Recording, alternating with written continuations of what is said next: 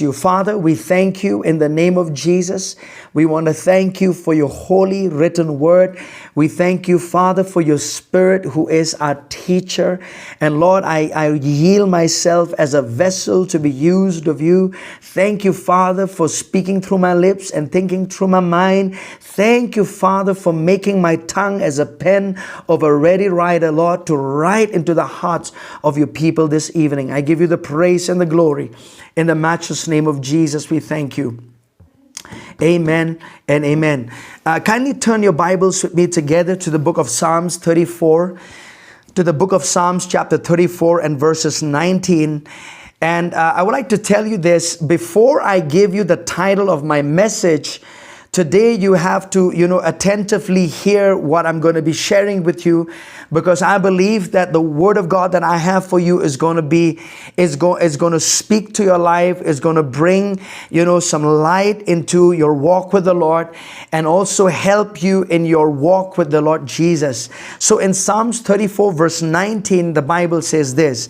It says, "Many are the afflictions of the righteous, but the Lord delivers him out of them all." Listen to that scripture again. This is the Psalm of David. And if you read, the background of Psalms 34, in fact, this was a psalm that David, wrote and sung, I would say.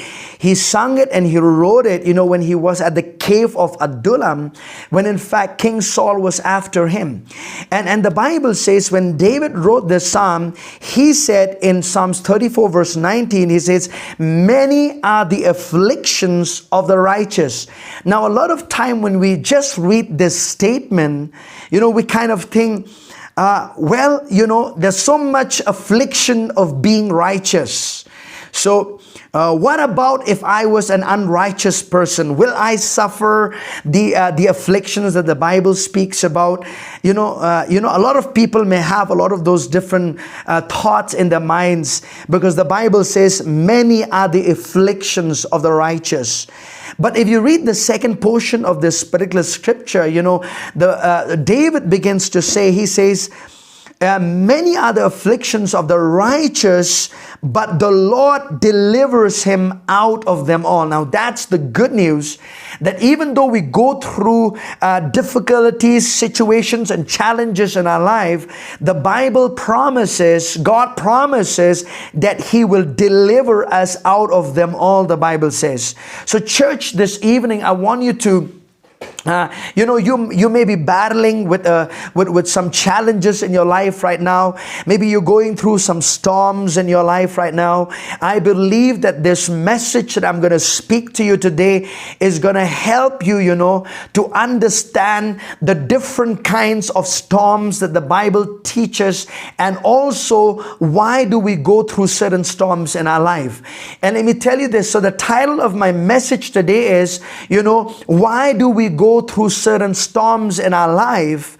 What are the various reasons? And I'm going to show you from scripture, why do we go through different storms? And when I'm talking to you about the storms, I'm not talking to you about the weather condition. I'm talking about the challenges. I'm talking about the difficulties. I'm talking about the challenges, the tribulations, that we face as believers on the earth. Now, you must know this, that Jesus in the Gospel of John chapter 16, kindly open your Bibles with me together in the Gospel of John chapter 16. I want to lay a foundation before I talk to you about the different kinds of storms in the Bible, all right? In the Gospel of John chapter 16 and verses 33. Thank you, Lord Jesus. John chapter 16 and verses, thank you, Father. Chapter 16 and verses 33. Let me read this particular scripture for you all right? This is what the Bible says. "Now these things I have spoken to you, that in me you may have peace. In the world you will have tribulation, but be of good cheer. I have overcome the world. Now, these are the words of Jesus. A lot of people say, what is the benefit of serving Jesus? I know a lot of people think that, a lot of people think that if you follow Jesus, if you receive Jesus as your Lord and Savior, you will never have any more problems in your life. And let me tell you that that's really something not true, because when you follow Jesus, when you are in the will of God, when you are in this world, though you are not of this world, you will have some difficulties and challenges that you will experience in your life as believers. Now, there was a man one time, let me tell you a story of a young man. He came to a man of God one time and he said this.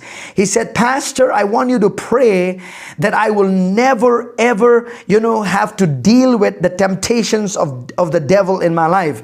This was the request of this young man, when he came to the pastor. And the pastor said, "If I have to do that, my brother, I have to pray for you that you will die." And a lot of people today, they think that, they want to have a trouble-free life. They think that they'll never face difficulties and challenges in their life just because they are believers in Christ. But let me tell you this, that the Bible says, many are the afflictions of the righteous. Many are the afflictions of the righteous. So there are many afflictions of the righteous. Now listen to the words of Jesus here. He says this, "These things I've spoken to you that in me you may have peace." Listen, in the world you will never have peace, but in Jesus Christ you will experience the real peace of God in your heart and in your mind. And then he says, "In the world you will have tribulation." Now that word tribulation, it's not talking about the 7 years tribulation that will happen in the future, right? This word tribulation is a very common word. This word tribulation comes from the Greek word thlipsis, okay? It comes from the Greek word thlipsis. It means this. It means challenges. It means pressures. It means distress. It means oppression. It means trouble. So these are the words that are, that ascribes the word tribulation, all right? And so Jesus says, in the world you will have tribulation. Now the world that Jesus is speaking about here, the word world there is the word cosmos, and he's talking about the system of the world that stands in opposition to the things of God. Now let me tell you in advance, all right? Whenever you are serving God, whenever you are in the will of God, whenever you are, you have submitted your life to Jesus, I'll tell you the devil and the system of the world is going to stand in opposition against you. So I could tell this, from the time that Adam, the first man, he submitted himself to Satan and to his will, the world has never been a place where you would say that you'll never have difficulties or challenges in your life, because all around us there are so many challenges and battles and storms that we go through in life. But this evening I just want to talk to you about the 3 kinds of storms in the Bible. Why do we go through certain storms in our life, and what are the answers to those storms? How can we come out of the storms when we go through in our lives? And like in the natural, there are different kinds of storms. So also in our spiritual walk with God, there are different kinds of storms that we experience in our life. Hallelujah to Jesus. So church, this evening, I want you to open your heart and understand that the Bible, talks a lot about the different kinds of tribulations and challenges that we face in life. In the midst of all of those things that we face in life, I want you to notice 2 things. Jesus says, he says, in me you will have peace. That means we can expect to experience peace in the midst of the battles and situations that we go through in life. Secondly, Jesus said, be of good cheer, I have overcome the world. That means regardless of any situation we may face in our life, God has a final word with any storms that we may face in our life. Remember, the devil, the situations we face doesn't have the final verdict of what we are experiencing in this life. But Jesus says, he says, I have overcome the world. That means we can always, be sure of a fact that we will experience the victory that we desire in our life when we go through the different storms in our life. Hallelujah to Jesus. Amen. So, even as I'm reading the Bible, when I read a lot of Old Testament scriptures, and let me read to you one Old Testament scripture just for the benefit of all of us.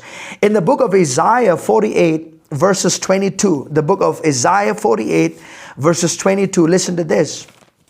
A lot of time people say, oh, I thought, I will never experience difficulties and challenges after I received Jesus Christ in my life.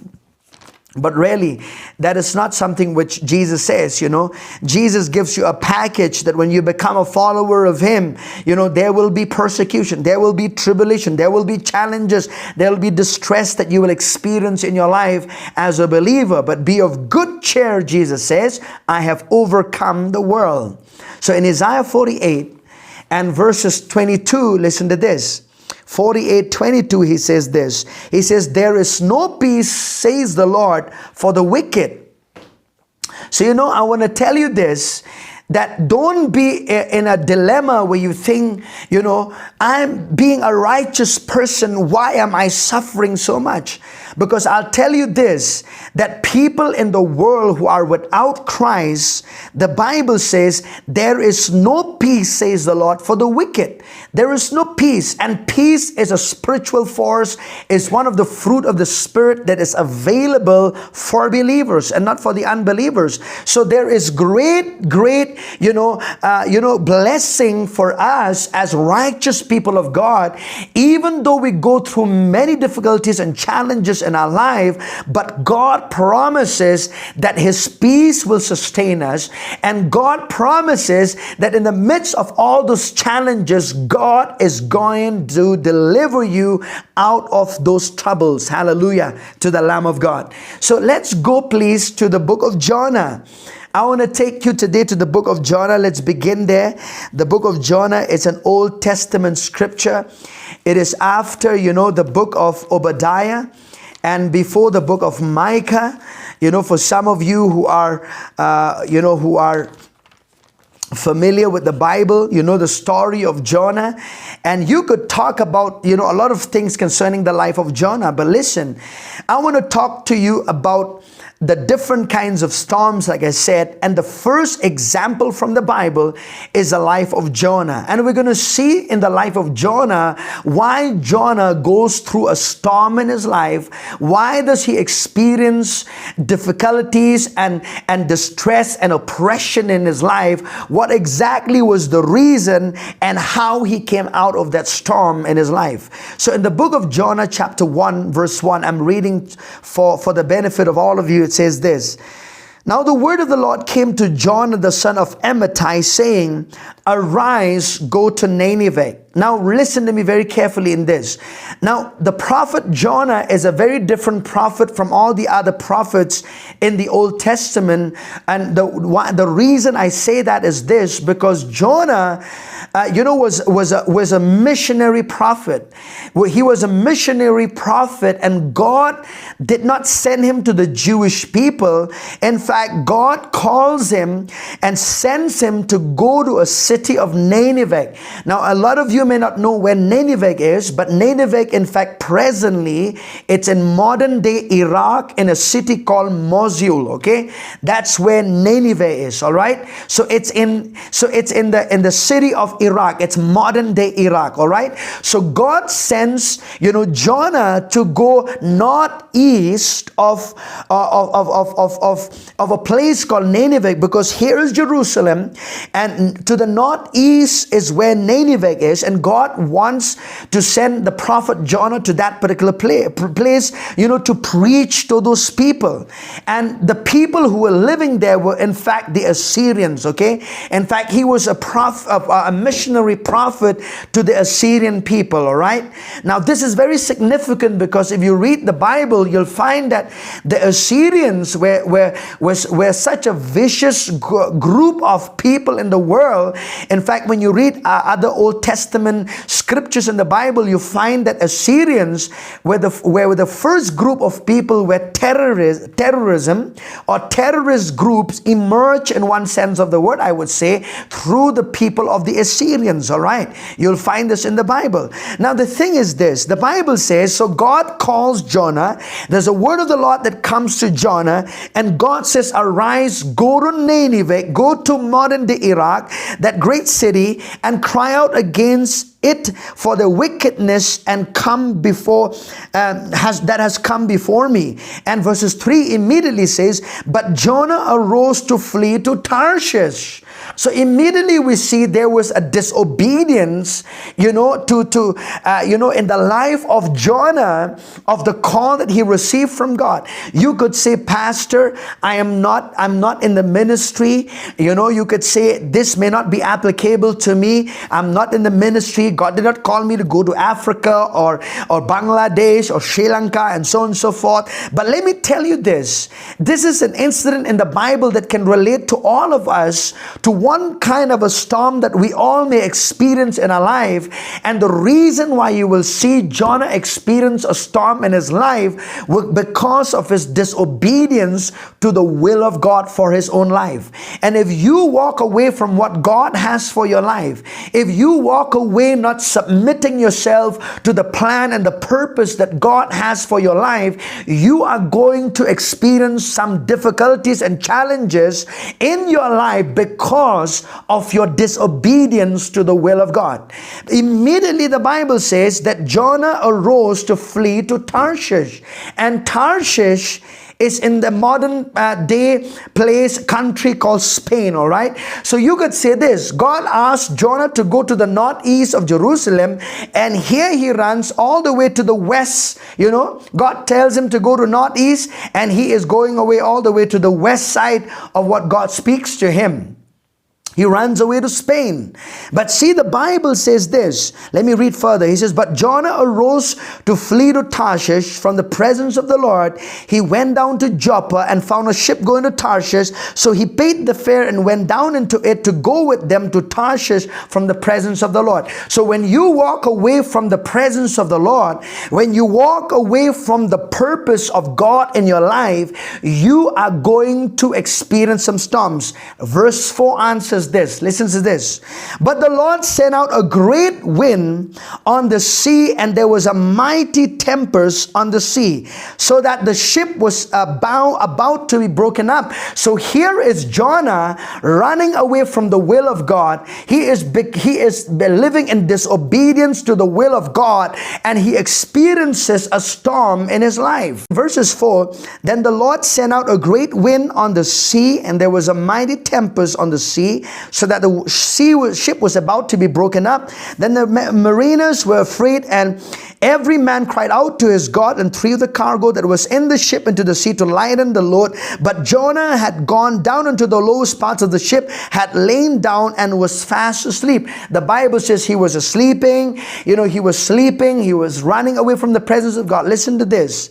Even though you might run away in disobedience to what God has for you, God will find you. The storms of life will cause you to call on God in your life. This is what exactly happened to the life of Jonah. Let me read to you verses 17. It's very remarkable here.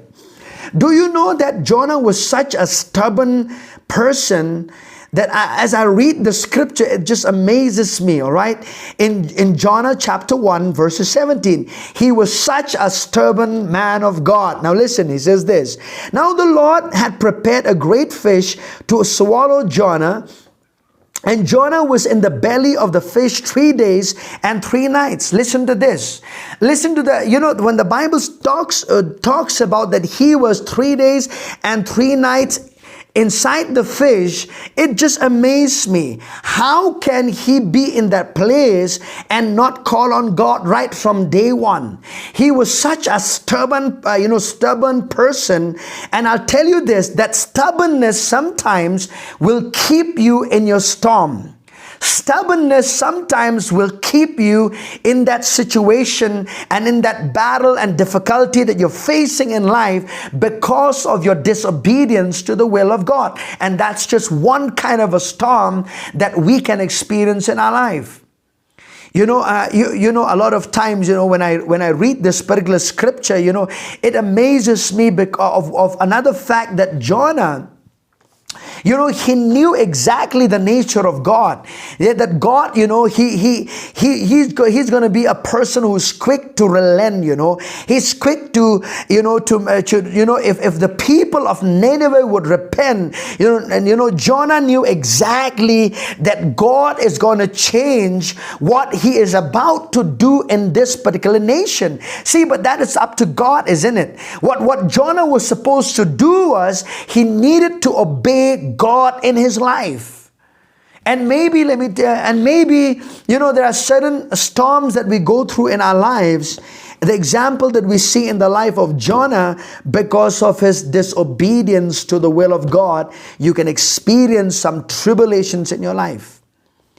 Let me tell you this, that God is not the author of your problems. He is the author. He is the answer to your problems. God is not the author of your problems. And a lot of people think, when you go through various storms, God is supposed to be blamed. No. God is not supposed to be blamed, because when you move out of the will of God in your life, you open up yourself to the devil. You open up yourself to the pressures that will come from the world. You open up yourself, to the devil, where he can bring a lot of things against you to destroy your life. So the storms came in the life of Jonah because of his disobedience to the will of God. Now listen to me very carefully in this. One day, this is a very wonderful story that happened. How many of you know Jesse Duplantis? How many of you know that man of God? I love that man of God. And I do listen to a lot of his teachings sometimes when I have time. And there is a particular incident that happened in his life where he goes to heaven. He has, he experiences, a vision where, in fact, he was caught up to heaven. Let me say that word. He was caught up to heaven. And when he was caught up to heaven, he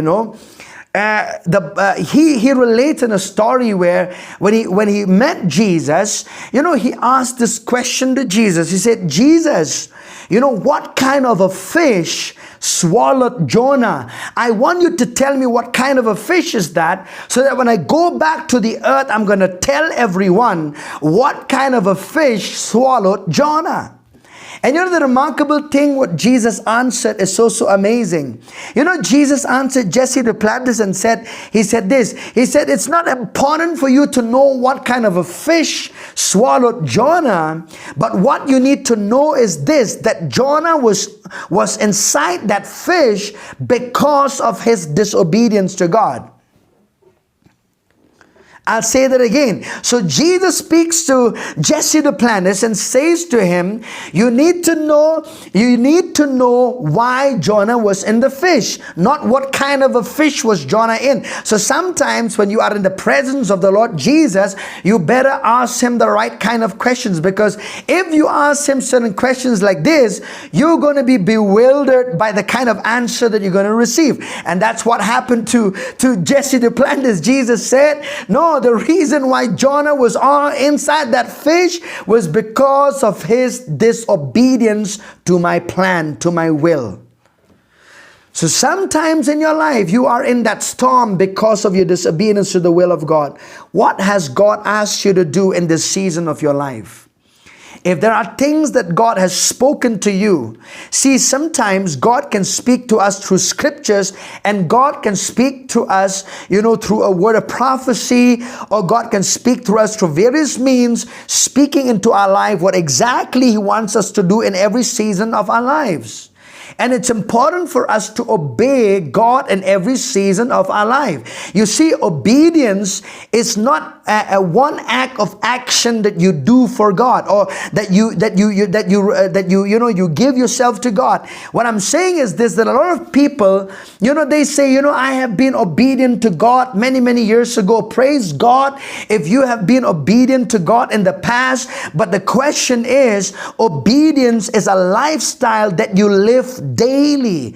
It's not about something that you did many years ago that you obeyed God. The question is, right now, what God is asking you to do, are you doing that in obedience to what He's asking you to do? And that is important for you and me, my dear beloved in Christ. Because if you are going through some storms in your life, you better buckle up your seatbelt and be like Jonah. Jonah, you know what he did? The Bible says after 3 days and 3 nights, just think about being inside a fish, all the gastric juice, all the weeds, inside. Just think about all the things that he must have eaten inside, and there came a point in his life where his stubbornness had reached in his neck and said, oh no, I better call on God, because it has reached a moment where I need God right now. Why could he not call God on the first day itself? I don't know about you. If you were swallowed up by a big fish, I believe if I were in the place of Jonah, I would call on God the moment I was swallowed by the fish. But this man of God was such a stubborn person. He stayed inside the fish for 3 days and 3 nights. Oh, glory to God. And then the Bible says in chapter 2, verses 1. Then Jonah prayed to the Lord his God from the fish's belly, and he said, I cried out to the Lord because of my affliction, and he answered me out of the belly of Sheol. I cried out, and you heard my voice. A lot of time when we read this particular scripture, we know that Jesus refers to the book of Jonah as a sign. He says, as Jonah was 3 days and 3 nights in the fish of the belly, so shall the Son of Man be in the heart of the earth. Jesus was speaking this to the Pharisees in the Gospel of Matthew 12:44. He said to them that I'm going to be in hell for 3 days and 3 nights. And yes, this whatever happened to Jonah fits exactly with a prophetic scripture to be fulfilled by Jesus. But more importantly than that, you see that Jonah was living in disobedience to the will of God, and that's why he was in that storm. He was in that trouble in his life. But what caused him to come out of the storm? Simple. It was repentance. When Jonah cried out to God, he repented and said, God, I'm going to do what you asked me to. He cries out to God, from the fish's belly, and the Bible says God answers his cry. You see, whenever we repent and turn our faces to God in the midst of the storms that we experience in life because of our own disobedience, God doesn't leave us helpless, but He's right there to show forth His power, His grace, to help you to get up back again and to walk and do exactly what God would ask of us to do. And maybe, church, this time, at this moment of your life, you are in that, some of you are here who are listening to me. Maybe you are in that phase of your life where you do not know exactly what you're supposed to do, and God has spoken to you many times, and the only thing left is you got to hear what the Spirit of God is saying to you. He who have ears, let him hear what the Spirit of God says. And when the Spirit of God says something to you, you better be quick to act in obedience to it, because if you don't do it, I'll tell you, you are going to be out of the will of God, and know what? And what is going to happen next is going to experience some storms in your life. And thank God that Jonah came out of that storm because he repented. Repentance is the key to come out of the storms of disobedience. And the Bible says this, I like about in chapter 3 verses 1, the Bible says, now the word of the Lord came to Jonah the second time again. I like this. The second time again. God is a God of second chances. Glory to God. You know, there are many chances, but you see, to talk about many others, you have to talk about the second chance, because if the first thing when the Lord spoke to you did not obey it, and now he gives you another chance, praise God, that Jonah, the Bible says, God speaks to him a second time, and this time Jonah said, yes, Lord. Yes, Lord. It's not about, I'm not running away from your will anymore. I'm going to just say, yes, Lord. Yes, Lord. I'm going to do your will and your way. Yes, Lord. And sometimes in our life, we just have to do that. We just have to say, yes, Lord. Here I am. Yes, Lord. You know, I like about this. The word here I am is very amazing in the Hebrew, all right? The word here I am in the Hebrew is the word Hineni, okay? Hineni means this. Before you say anything to me, Lord, my answer is yes to you. That is the meaning of the word here I am, Hineni, all right? So in our lives, you know, we just need to do that. We just need to say, Hineni, here I am, Lord. I say yes before you tell me to do anything, whatever you want me, wherever you want me to go, whatever you want me to say, I'm going to say yes to you, Lord, in my life. And that's exactly what God desires from me and you. All right, let's go to the Gospel of Mark chapter 4. Let me show you another incident in the Bible. You know, the second storm that the Bible talks about in the Gospel of Mark chapter 4. I hope you are learning something this evening. Glory to the name of Jesus. In the Gospel of Mark chapter 4 and verses 35, I'm going to read this. On the same day when evening had come, he said to them, let us cross over to the other side. Now when they had left the multitude, listen, when they had left the multitude, they took him along in the boat as he was, and others, little boats were also with him. Now, since Jesus is here with his disciples, and Jesus commands his disciples to go to the other side. Now listen in verses 37.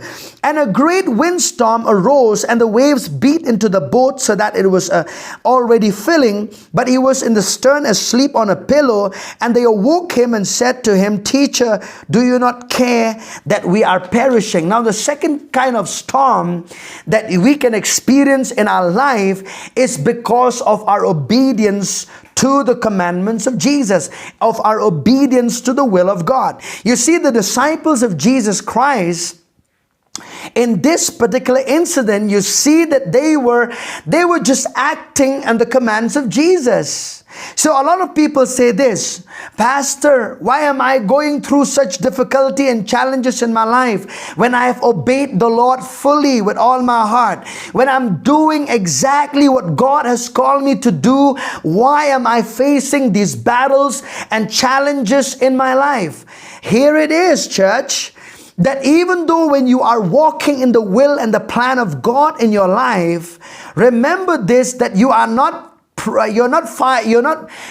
fireproof from all the battles that will come against your life. The storms will come against you because you are walking in the will of God and expanding the kingdom of God on this earth. Satan and the world, will stand in a position against anything that is of God. And you have to have this mind prepared in you that if you are doing the will of God, if you are obeying the will of God in your life, you will experience some windstorms, some storms in your life. And that's what happened. The Bible says, and a great windstorm arose. See, these were in fact fishermen, right? These were fishermen, and they knew exactly the weather conditions in the sea, Had they known that there was a potential storm coming, on the sea, the disciples would never have gone to the sea. They could have said, Jesus, the weather does not seem, favorable for us to go to the other side. Let's just hang in here and let's not go. But see, the Bible says, this was in fact a windstorm. This was not a rainstorm. This was in fact a windstorm, not a rainstorm, that happened suddenly. It was in fact a ginomai moment. In the Bible you find this word, it arose, and a great windstorm arose. This word arose is the word ginomai. It is something that is an unexpected moment, It is something that they did not expect for a storm to just come immediately in the middle of the sea. But because they were in the will of God, they experienced the storm in the middle of the sea. And they began to call on Jesus. Some of them said, Jesus, don't you care? And a lot of people say, Jesus, don't you love me? Why am I going through the storm in my life? Don't you care about my life? I am doing your will. I am walking in your plan. Why do I have to face this battle in my life? A lot of people say that. But let me tell you this. Because you are in the will of God, storms will come against you. And those storms are weapons that the devil uses against your life. You know what was the purpose of that storm? The purpose of that windstorm was in fact to immerse Jesus and the disciples on the Sea of Galilee. Why? Because on the other side at Gadara, there was a man who was being demon possessed. There were two men who were demon possessed, but one of the man the Bible speaks a lot about is a man who had almost 6,000 demons on the inside of him. So on the other side, there was a breakthrough coming in the ministry of Jesus and the disciples. And the devil knew exactly that if they reach the other side of this sea, there's going to be a breakthrough. There's going to be a breakthrough. There's going to be the fear that has gripped the people of Gadara is going to be destroyed, and people are going to be set free from all the fears that the devil has crippled those people in Gadara by setting that man free when Jesus reaches the other side. And you see, so a lot of time when you are in the will of God, you will experience storms. Hallelujah. But this is something you need to know. The Bible says this. Then he arose and rebuked the wind and said to the sea, peace, be still. And the wind ceased, and there was a great calm. Listen to this. So when you are in the will of God and you are experiencing a storm, you are experiencing a challenge, you're experiencing a distress moment, you're experiencing an oppression from the devil, you're experiencing some trouble that is outside of your or outside of your control, it's coming against you. What you need to do at that particular time is to use your God-given spiritual authority against the devil and against the weapons that he uses against you when you are walking in the will of God. Hallelujah to the Lamb of God. So you see that the storm came because they were in the will of God. And don't you ever say, why do I have to experience these problems in my life when I'm walking in the will of God, Pastor? Because the devil knows your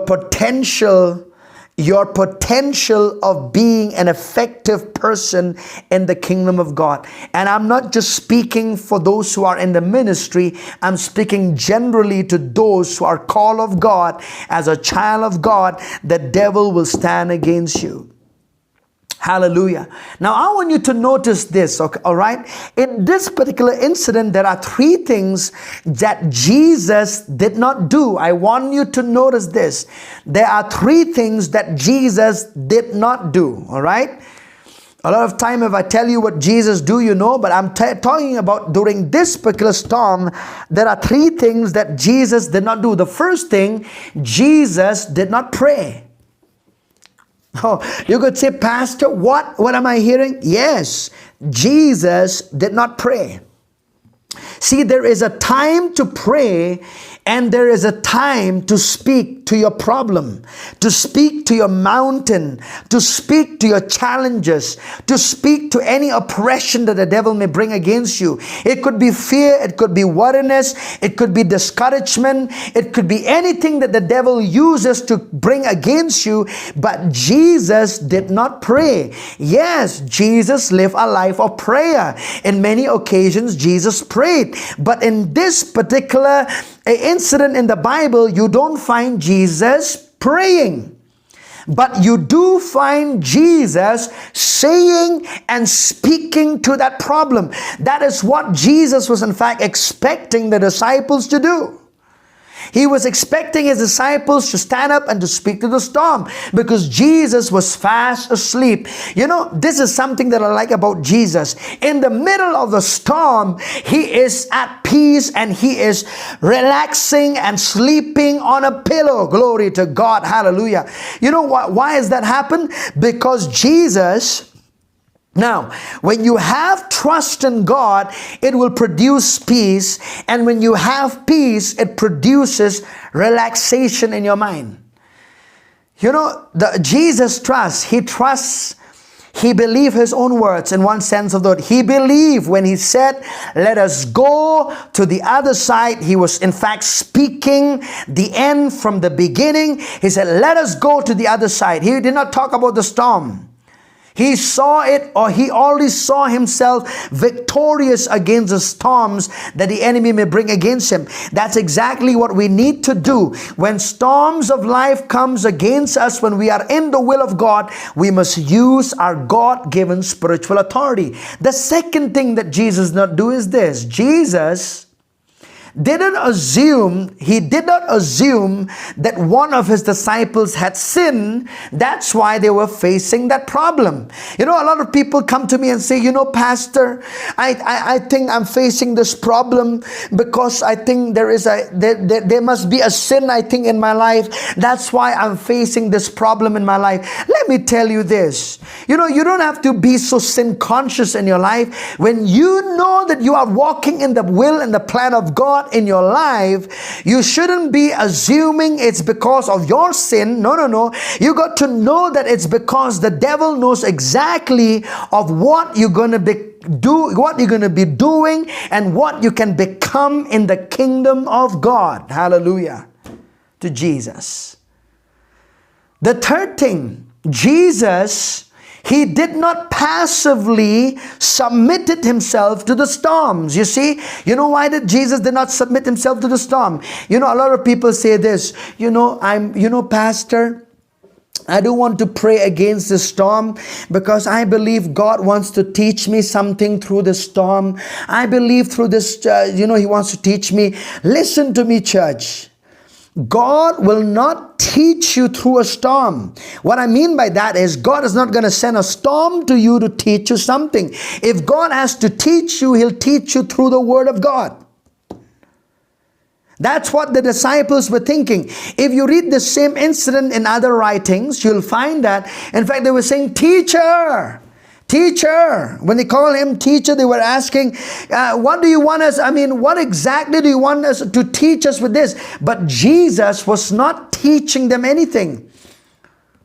God will never teach you through a storm. He will teach you through the Word of God. But this is what God wants you to do, that if you are going through a storm in your life, when you're walking in the will and the plan and walking in the purposes of God for your life, use your God-given spiritual authority in the name of Jesus. Speak to your mountain. Speak to your problem. Hallelujah. Amen. And that's what exactly we need to do when we go through certain storms in our life. Hallelujah. Not all storms are the same, church. And this is what exactly we see here, that they were in the storm because they were in the will of God. Hallelujah. Amen. So how did Jesus come out of the storm along with the disciples? And how can we come out of any storm when we're in the will of God? By using our God-given spiritual authority. Hallelujah to the Lamb of God. Thank you, Jesus. Thank you, Jesus.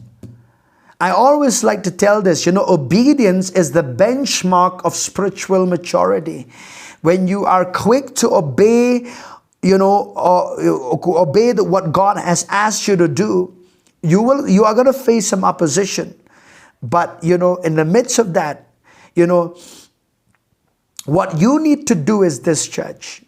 A lot of time when we battle, when we battle a storm, we wait for Jesus to fix it. And this is something that we need to understand, that Jesus has given the church the authority to speak against anything that may come in opposition against them. And you, as a believer in Christ, you have the spiritual authority where you can speak to the storm and put an end to that storm in the name of Jesus. And I'll tell you, there's going to be a suddenly moments of God where when you use the name of Jesus against the storms that come against you, there's going to be a suddenly of God's power in action when you begin to speak to your problem in the mighty name of Jesus, when you're walking in the will of God. Hallelujah. Amen. And maybe some of you right now, you're going through that storm and you're waiting for others to pray about it. A lot of time I honor people who pray. I need the prayers of a lot of people in my life. But there are some things in life where you need to step up to the plate and get in a business of using your God-given authority in Christ Jesus. Hallelujah. Now, the third kind of storm. Let us look in the book of Acts chapter 22, please. The book of Acts is a very amazing, it's a very long, in fact, if I read this chapter, it's really very long. If I read to you Acts chapter 27, it's an incident in the Bible where Paul and the 276 prisoners, they were in the middle of a sea, and the storm had arose in that sea. And I'm going to read to you. You remember that, Paul the apostle was in fact, imprisoned for the simple fact of preaching the gospel. He was in fact put in prison because of preaching the gospel of Jesus Christ. And because he preached the gospel of Jesus Christ, he was before many Roman leaders asking to be freed, whether it was under Felix, whether it was under Festus, whether it was under King Agrippa. But because none of them bothered to deal with his imprisonment, Paul the apostle, being a Roman citizen, at the same time he was a Jew, he had a dual citizenship. He was a Jew at the same time and also a Roman citizen. So as a Roman citizen, he had a right to appeal to Caesar. And because he appealed to Caesar, the Bible says he was to be brought before Caesar to be judged, to be given a fair trial of judgment before Caesar. And we know exactly that when he happened to reach there, in fact, eventually he was beheaded. Anyway, what I'm saying is this, that Paul the apostle, when you read the book of Acts chapter 27, let me read to you from verses 9. Here it is. And he is in the ship with these 276 prisoners on the way to be taken before Caesar. All right. Probably that time it would be Nero. Probably it's going to be Nero that time in Rome. All right. Now let me read. It says this. Thank you, Jesus. Now, when much time had been spent and sailing was now dangerous because the because the fast was already over, Paul advised them. Listen to this. Verse 10. Verse 10 says, saying, men, I perceive, listen to that very carefully. Men, I perceive that this voyage will end with disaster and much loss, not only of the cargo and ship, but also of our lives. Listen to this. The Bible says Paul the apostle has a spiritual perception that on the way, to reach to Rome, he is saying that I perceive that this voyage will end with disaster and much loss. So he has a spiritual perception by the Holy Spirit that there is a danger that lies ahead because in this journey to go to Rome. Listen what happened, okay? Nevertheless, the centurion was more persuaded by the helmsman and the owner of the ship than by the things spoken by Paul. Verses 12. And because the harbor was not suitable to winter in, the majority advised to set sail from there also. Can you see this? Now the Bible says, you see, being a prisoner, you do not have so much of authority to speak as you will. And that's why they don't seem even to care to the advice and the spiritual perception that Paul the apostle says to the centurion and the helmsman and to the owner of the ship that there's going to be a danger that lies ahead. And I'm telling you, this voyage will cost us our life. We don't want, I'm saying we should not go on with this voyage, but they don't seem to care about it, you know, because he was a prisoner, and the Bible says the majority advised to set sail. How many of you know that the majority are not always right? Majority are not always right. Listen to that, church. Majority are not always right. And the Bible says this, to set sail from there also, if any means they could reach Phoenix, a harbor of Crete. Crete is in the Mediterranean, opening towards the southwest and northwest, and winter there. And the Bible says this. Listen to verse 13 till verses 25. If you have your Bibles with you, I want you to read together with me from verses 13 to 25 this incident, okay? I'm going to end with this story. Listen. When the south wind blew softly, supposing that they had obtained their purpose, putting out to sea, they sailed close by Crete.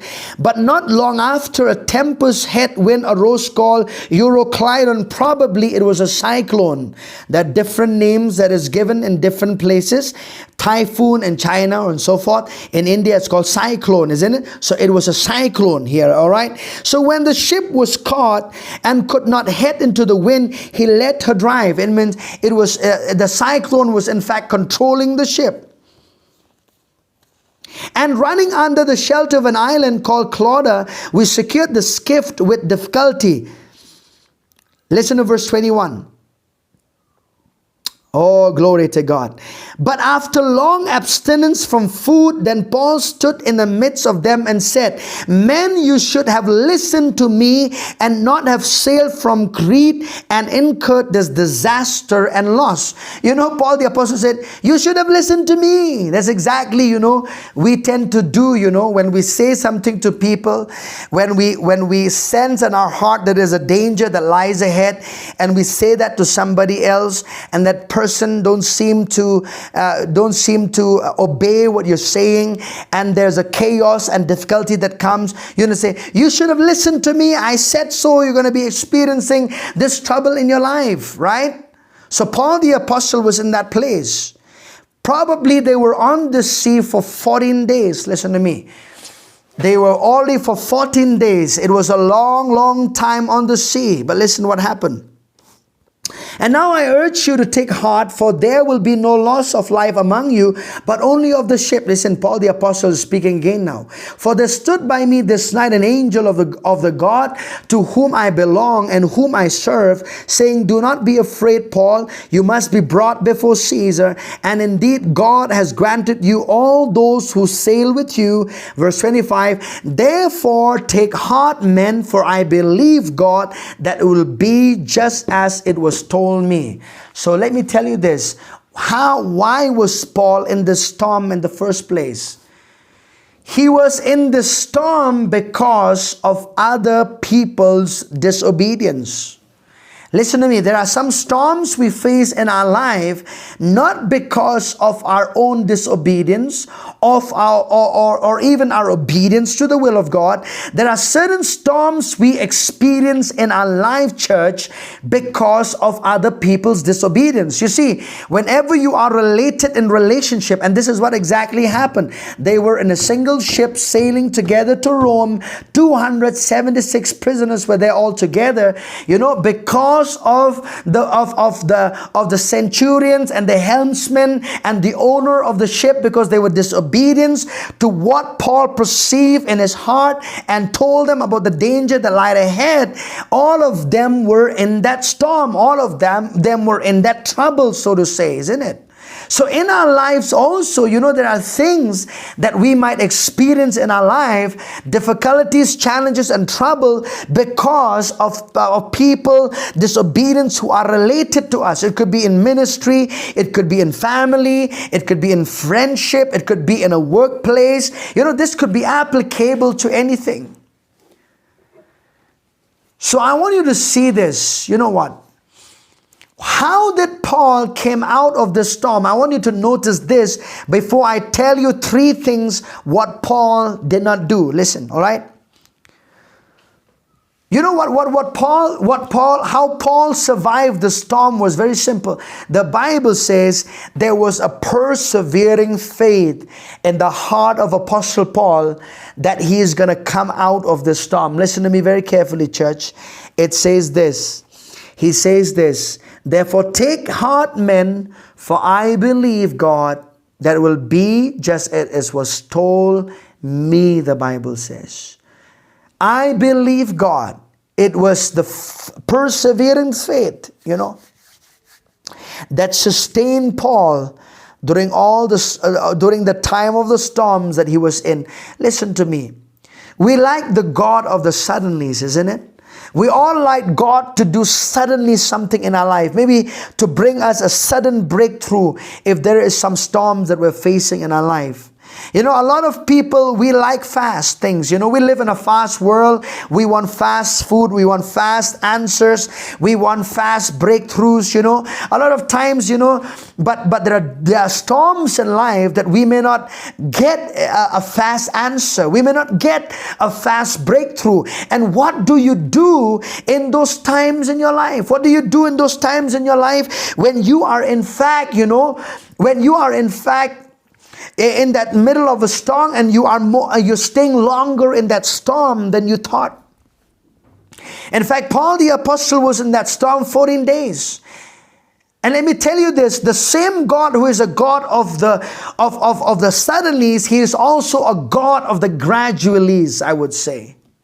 A lot of people do not like the gradualies of God. That God can sometimes, remove you out of a storm or deliver you out of a storm gradually. It may not be suddenly, but it may be a gradual process before God brings you out of that storm in your life. And let me tell you, church, the Bible says it is through faith and patience that we inherit the promises of God. Hebrews chapter 6 verses 12, the Bible says that. And there are certain times in our life, you see, Paul, when he went through such a challenging time in his life, he did not lose hope in God. There are a lot of people, when they're battling longer in their storms, they think, God, where are you in my storm? Why is this answer taking so long? Why are you not answering me quickly like you should? But instead of, Paul could have said that, but Paul said, I believe in God. I believe in the God that the same God who stood beside me and spoke through an angel. I believe that he is going to deliver us, and it did not happen in a moment. It happened gradually. He was there in that storm for 14 days. And maybe you are longer in that storm than Paul the apostle. Maybe you are in that storm maybe for 3 months. Maybe you are in that storm for many years right now. But I'll tell you that in the midst of that storm in your life, let your faith be strengthened.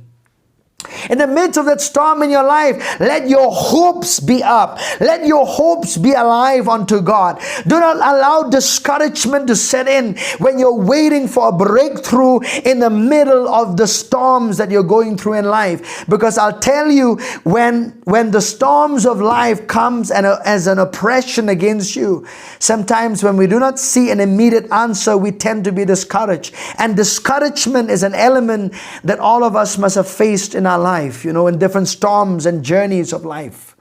But let me tell you this. It was the persevering faith of Paul the apostle that brought him out of that storm. He stood strong in faith. He held on to his faith. He held on to his confessions of faith. And he said, I believe in God that it will be just as it was told me. Hallelujah. Amen. Can you believe God just as what he has told you he's going to do exactly in your life? There are three things that Paul the apostle didn't do. The first thing is this. Paul the apostle did not get angry at God because of the longevity of that storm. A lot of time, we tend to get angry with God and say, God, I'm angry at you. I'm not going to serve you. I'm not going to tithe. I'm not going to give to you. I'm not going to serve you passionately like I should. I'm angry at you. I'm not going to go to church anymore because I'm not going to read the Bible. I'm not going to pray anymore because because you're taking so long to answer to the cry of my heart in the middle of the storm in my life. Paul could have got angry towards God, but he didn't. Paul didn't got angry with God. Secondly, Paul could have lost hope, but Paul continued to pray and to trust in God that he was a God who could bring and deliver him out of all the troubles that he was facing in life. Paul could have lost hope, but he did not lose hope. He continued to pray. He continued to communicate with God. He continued to strengthen his faith, because the Bible says when your strength is small, when you fall down in the day of adversity, or when you are tired, or when you lose hope in the day of adversity, your strength is small, the Bible says. Paul the apostle was building up himself. Thirdly, Paul could have resented the people that was responsible for the storms that he went through, because it was not his disobedience, it was the disobedience of other people. You know what Paul did? Paul did not have resentment and unforgiveness in his heart. Paul did not carry unforgiveness in his heart, because unforgiveness will keep you in your problem. Listen to me, church. Unforgiveness and resentment will keep you in your storm. It is not a key to come out of the storm. It will keep you in the storm. Paul did not harbor unforgiveness and ill will towards the people who was responsible for the storm that he was in. And maybe in your life, you could say there are certain people, because of certain people, you experience certain storms in your life. Don't waste time in blaming them. Don't waste time to harbor unforgiveness. It's time to forgive them, to let them go, and to fix your eyes on Jesus, who is the author and finisher of your faith. Hallelujah. So church, these three kinds of storms. There are many more scriptures that I could talk to you about, but I believe these things will help you. The first kind of storm is a storm that Jonah was in, and it was because of his disobedience, and he came out of that storm repenting. He came out of that storm repenting towards God. He repented, and then eventually he obeyed the call of God to go to Nineveh. Amen. The second storm is being in the will of God. When you are in the will of God, there will be storms that will come against your life. But how do you come out of that storm? Is when you deal with that, against that storm, when you speak to that mountain and to that problem, to that opposition, using your God-given spiritual authority. The third kind of a storm is a storm that you may experience in your life because of someone else's disobedience. How do you come out of that storm? By persevering faith. By perseverance faith, by holding on, by having patience in the middle of the battle, in the middle of the storm that you're facing in your life. I believe that God, has blessed you with this word. You know, there could be certain storms that you might experience in your life, and I'll tell you, sometimes there are things that just come against us because we live in a fallen world, and the devil is the God of this world who stands in a position against us. Sometimes there are situations that just come against us. But know this, that God is not the root of your problem. He is the answer to your problem. He is the root of the solutions of every storms and battles that you may face in your life. God bless you.